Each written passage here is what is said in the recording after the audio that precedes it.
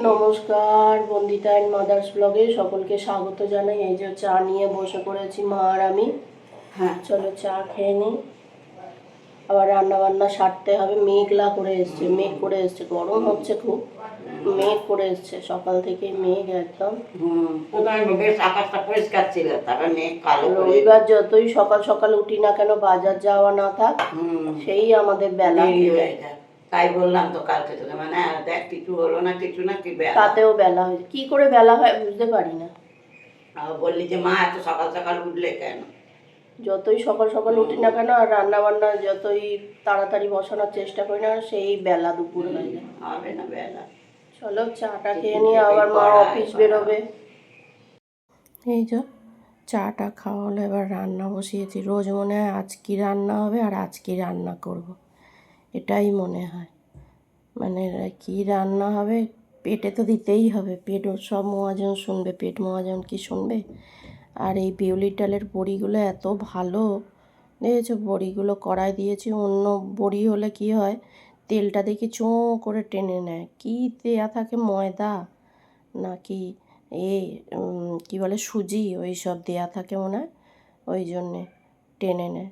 তাই যাই হোক, বড়িগুলো ভাজা হয়ে গেল, উচ্ছে ভাজা গেল, শুক্তো করব, ওই জন্যে বড়িটা ভেজে নিলাম। এবার উচ্ছেটা ভালোভাবে ভেজে নেব। আর এদিকে মা ওই সারা সপ্তাহ আদাটা বেটে রাখছে। আদা, কাঁচা লঙ্কা শেষ হয়ে গেছে বাটাগুলো, এগুলো বেটে বেটে রেখে দিচ্ছে। আর এদিকে 5 ফোড়ন দিলাম, তেজপাতা ফোড়ন দিলাম।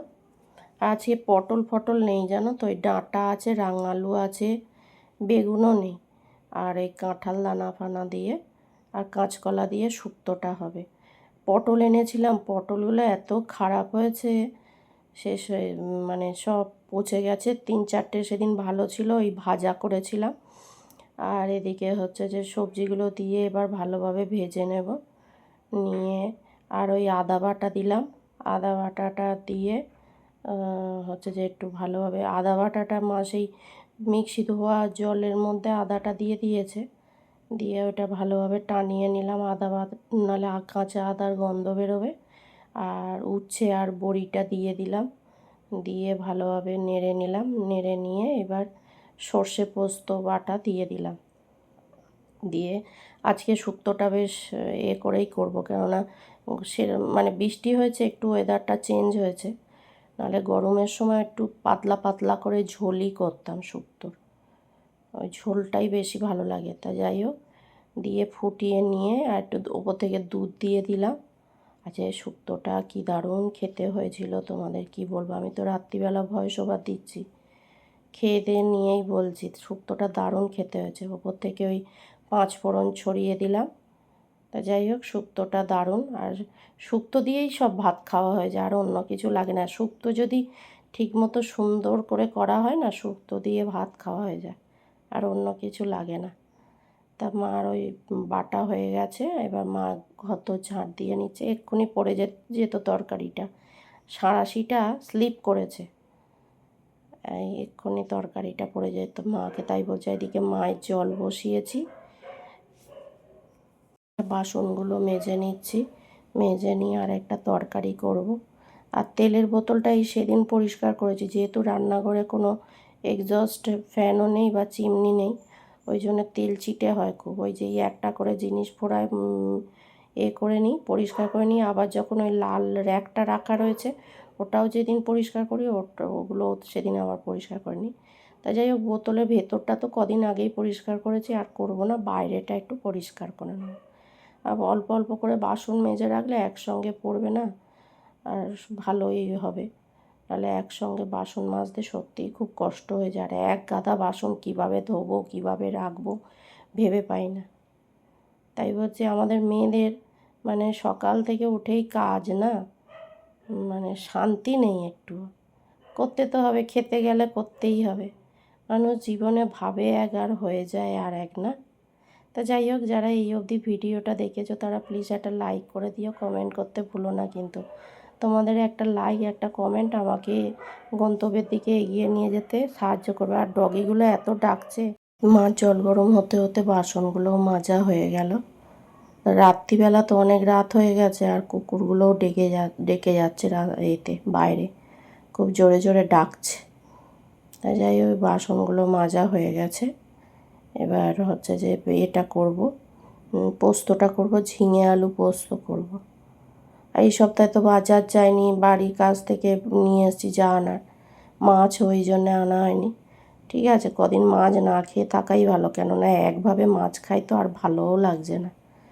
একটু নিরামিষ এইরকম ধরনের রান্না ভালোই লাগে, মাছও হয় তার সঙ্গে এগুলো হয়, কিন্তু মাছ আর সত্যিই খেতে ভালো লাগছে না। তো ইলিশ মাছ গত সপ্তাহে নিয়ে এসেছিলাম, তাই এই সপ্তাহে যাই হোক এই করে হয়ে যাবে মামের। তাই যাই হোক এবার ঝিঙে আলু পোস্ত হবে, ঝিঙে বেশ অনেকটাই রয়েছে। আর এই আলুগুলো আগে দিয়ে দিচ্ছি, দিয়ে একটু ভেজে নিয়ে আর ঝিঙেগুলো দিয়ে দেবো, দিয়ে একটু ঝিঙে তো জল নুন দিইনি, তাও গাদাখানেক জল বেরোবে। ঝিঙে এমনই জিনিস। তা ঝিঙে আলু পোস্তটা সর্ষে দিয়ে করছি, মানে সর্ষের তেল দিয়ে করছি। আর হচ্ছে যে এই মা আবার অফিস বেরোবে, আর ওই যে লঙ্কা বেটে দিয়েছিল, লঙ্কাগুলো খুব ভালো ঝাল আছে জানো তো। ঝিঙে আলু পোস্ত বেশ এই গরমের সময় ভালোই লাগে, বৃষ্টি যতই হোক পুরো গরম তো কাটছে না। আর হচ্ছে যে এই জানো তো, কিছু খেলেই সন্ধেবেলা যদি কিছু খাই বা রাত্রিরে কিছু খেলেই মনে হয় যেন গলার কাছে উঠে আসছে। কেন এরম হয়, মানে গ্যাস্ট্রিকের আমার সমস্যা আছে, তারপরে এরম কেন হয় কে জানে, কিছু খেলেই মনে হয় গলার কাছে উঠে আসছে। এই যে পোস্তটা হয়ে গেছে, ভাজা ভাজা মতন করে করব। আজকে পোস্তটা খেতেও খুব ভালো হয়েছে, মাতাই বলছে আজকে দুটো তরকারি দারুণ হয়েছে, সত্যিই খেতে খুব ভালো হয়েছে। আর পোস্ত একটু ঝাল ঝাল, মানে কাঁচা লঙ্কা বাটা দিয়েছে, একটু ঝাল ঝাল না হলে ভালো লাগে না। আর এদিকে হয়ে গেছে, পোস্ত হয়ে গেল, এবার রুটিটা করে নেব। মা দুটো রুটি অফিস নিয়ে যাবে, রাত্রিরে দুটো খাবে আর আমি সকালে একটা খাবো টিফিনে, ব্যাস হয়ে যাবে। 5টা রুটি করব, রুটি করে নিয়ে তারপরে আর কটা যে কটা এই যে চাটু ফাটু কড়াটা রয়েছে, ওই যে পোস্ত করলাম, বাসনগুলো মেজে নিয়ে গ্যাসটা মুছে নিয়ে শান্তি। তারপর ভাবছি টিফিন করব আজকে। টিফিন মারও আজকে দেরি হয়ে গেছে, মারও টিফিনগুলো গুছিয়ে দিতে হবে। ওই পিয়ারা শশা মা নিয়ে যায় রোজ অফিসে, আর হচ্ছে যে ছাতু বা রুটি যাই হোক নিয়ে যাবে, সেইটাই। ছাতু নিয়েছিল, বললো না থাক আর ছাতু নেব না, তাহলে রুটিটাই নিয়ে যাবো। হ্যাঁ রুটিটা নিয়ে যাও, আটাটা পোকা ধরছে খালি, ওই আটাটা করে দেবো, ওই জন্যে মা রুটি নিয়ে যাবে। এই যে আমার ব্রেকফাস্ট রেডি, রুটি আম আর কলা আজকে ব্রেকফাস্ট। আর এই যে মার রেডি হচ্ছে, মানে টিফিন আমি গুছিয়ে দিলাম, সব ফল টল কেটে দিলাম, ব্যাস এবার রেডি হবে, মা অফিস যাবে বলে। এই যে বিস্কুট খেতে এলো মার সঙ্গে, মা অফিস থেকে এসছে, বিস্কুট খেতে এসছে।